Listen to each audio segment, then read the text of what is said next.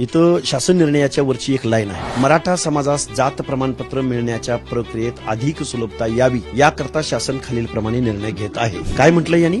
मराठा समाजास जात प्रमाणपत्र मिळण्याकरता. मराठा समाजाचं इन्क्लुजनच नाही महाराष्ट्रामध्ये. मराठा समाज सोशल बॅकवर्डनेस प्रूव्ह करू शकतच नाही. हे वेळोवेळी सर्वोच्च न्यायालयाने आता जयश्री पाटीलच्या केसमध्ये 650 पानाचं जजमेंट दिलंय. हा कोर्ट ऑफ कंटेम्प्ट नाही का? मराठा समाजास जात प्रमाणपत्र मिळण्याच्या प्रक्रियेत अधिक सुलभता यावी म्हणजे कोर्टाचा निर्णय तुम्हाला मान्य नाही असं यासाठी तुम्ही जी आर काढलाय. हा हे शब्द नाहीत, पण त्यांनी काय म्हटलंय बघा. स्थानिक चौकशीमध्ये संबंधित जातीचा दावा करणाऱ्या व्यक्तीचे गावातील, कुळातील आणि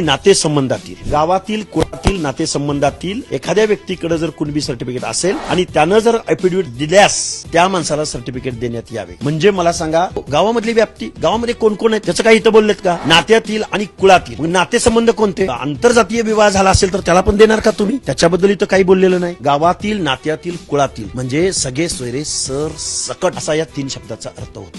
म्हणजे सर सकट आणि सगळ्या सोयऱ्या नात्यातील म्हणजे कोण? अरे नातं तुमचं आत्ता आंतरजातीय माझा विवाह झालाय तर मग त्याला पण द्यायचं का? त्यामुळं मला वाटतंय ओबीसी आरक्षण हे या शासनानं संपवलेलं आहे आज रोजी.